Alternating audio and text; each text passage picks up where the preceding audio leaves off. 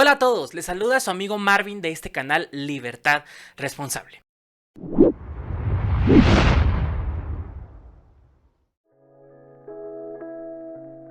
El día de hoy vamos a hablar de un tema muy polémico y controvertido, la inmigración ilegal. ¿Deberían los estados permitir la inmigración ilegal o no? Primero que nada, vamos despacio.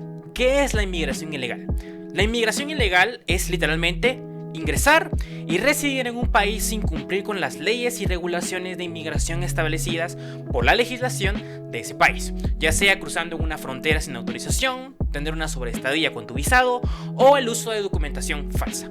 En muchos países la inmigración ilegal es ilegal, un delito, desde Estados Unidos, por ejemplo Alemania y España. Sus constituciones y leyes migratorias definen claramente que la entrada sin autorización viola las normas básicas de seguridad y soberanía nacional. Y desde un principio es bueno decir que de acuerdo a las cartas magnas de la mayoría de los estados tienen la responsabilidad primordial de proteger a sus propios ciudadanos antes que destinar recursos a extranjeros que ingresan de manera irregular.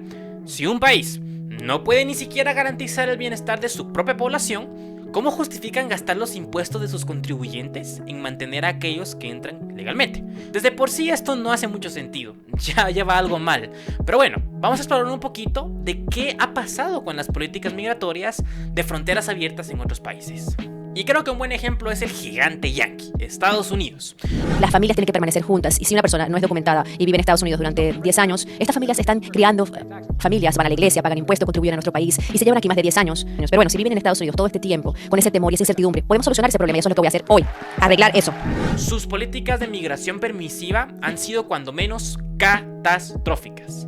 Por ejemplo, Estados Unidos ha experimentado una crisis en su frontera sur, con miles de personas ingresando diariamente. Según reportes recientes, en Nueva York están al borde del colapso logístico, con más de 60,000 solicitantes de asilo, muchos de ellos venezolanos, en refugios de la ciudad. El gobierno federal ha tenido que destinar bastante pasta, bastante money, cash, más de 30 millones de dólares solo para ayudar a la ciudad a mantener estas operaciones básicas. Además de no estar contentos con esto, han destinado 314 millones de dólares para apoyar a los migrantes venezolanos en todo el hemisferio occidental y reanudar los programas de reunificación familiar de cubanos y haitianos. A principios del año en curso se confirmó un contrato de, otra vez, 77 millones de dólares para alojar a familias migrantes en hoteles de la ciudad. Este enfoque ha sido criticado por ser costoso y totalmente ineficaz, ya que el costo por familia en esos hoteles es considerablemente más alto que en refugios tradicionales. Además de que, obviamente, ¿quién paga esto? Los contribuyentes, los ciudadanos que tributan al Estado, ya que el gobierno debe destinar millones para la atención de los inmigrantes ilegales, en detrimento de los ciudadanos que ya están luchando por acceder a recursos básicos. Ciudades y municipios se han visto desbordados sin la capacidad de ofrecer servicios de educación o alojamiento adecuados. Pero vamos a Alemania, donde seguramente Angela Merkel ha hecho un trabajo formidable con la inmigración ilegal. No. Por ejemplo, al día de hoy en Alemania han comenzado a endurecer sus políticas debido a los estragos causados por años de fronteras abiertas. En septiembre del año en curso, el gobierno decidió reintroducir controles fronterizos en todas sus fronteras terrestres con países como Francia y Dinamarca, justamente para intentar frenar el flujo de inmigrantes ilegales. La justificación es muy clara: el sistema está colapsado y ya no podemos ofrecer ni siquiera las necesidades básicas para nuestros ciudadanos.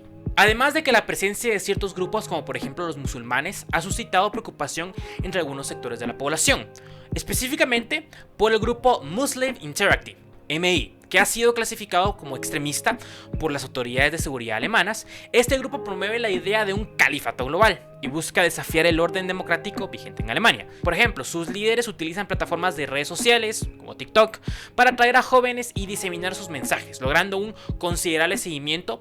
Esto ha llevado a temores sobre su influencia en la comunidad musulmana y su potencial para radicalizar a los jóvenes.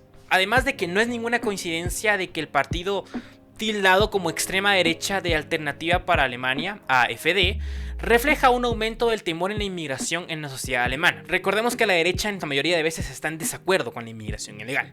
Pero quién sabe, tal vez el bueno de Pedro Sánchez ha logrado un éxito en la inmigración ilegal. Tampoco.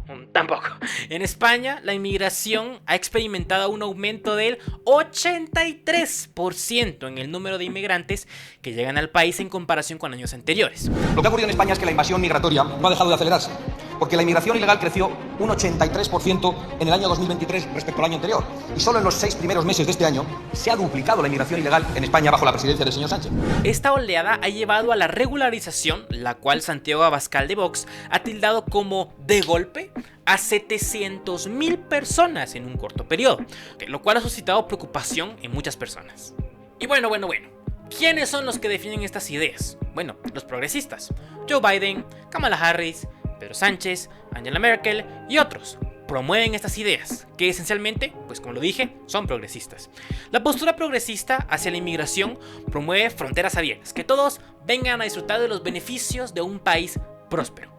Pero es peligrosa y refleja una falta de responsabilidad hacia la población local. Si bien el argumento de que se debe acoger a quienes huyen de las situaciones desesperadas puede parecer noble y heroico, la realidad es que estas políticas a menudo resultan en una saturación de los servicios públicos y en un aumento de la presión sobre los recursos del Estado. Y es que los ciudadanos locales ya enfrentan dificultades y pagan una buena pasta de impuestos, y aún así se lo gastan en inmigrantes que a priori no tributan. Señor Sánchez, ¿por qué siguen financiando la inmigración ilegal? Lo digo porque según las noticias que leemos parece que ustedes piensan que a los españoles, a las familias españolas, les sobra el dinero. No se dejen engañar. Estas son políticas que se perciben como una táctica electoral para atraer votos de comunidades inmigrantes, dejando de lado las preocupaciones de los locales que temen por su seguridad laboral y social. Asimismo, creo que está claro que los progresistas no saben de economía. Algunos argumentan que la inmigración beneficia a la economía. Vox y el Partido Popular nos dicen que los inmigrantes vienen a quitarnos el trabajo. Pero la realidad es que la mayoría de ellos realizan profesiones invisibilizadas, con un alto grado de precariedad. Y que sin ellos, sectores tan importantes, por ejemplo, durante la pandemia, como fue la agricultura, la construcción, ahora que queremos construir más viviendas públicas, o la hostelería, se hundirían, ya que suponen entre el 25 y el 50% de sus trabajadores.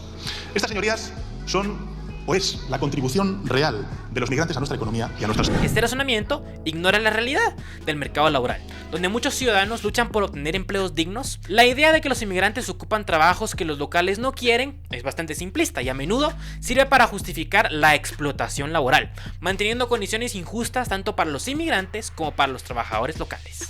En resumen, aunque los ideales progresistas pueden ser atractivos y bastante bonitos y muy humanitarios, apegados a derechos humanos, es fundamental reconocer que estas políticas parecen agravar más los problemas en lugar de solucionarlos, poniendo en riesgo la cohesión social y la estabilidad económica del país. Los inmigrantes no tienen una tasa de delincuencia mayor que la de los nacionales. ¡Y otra vez gente en mi casa!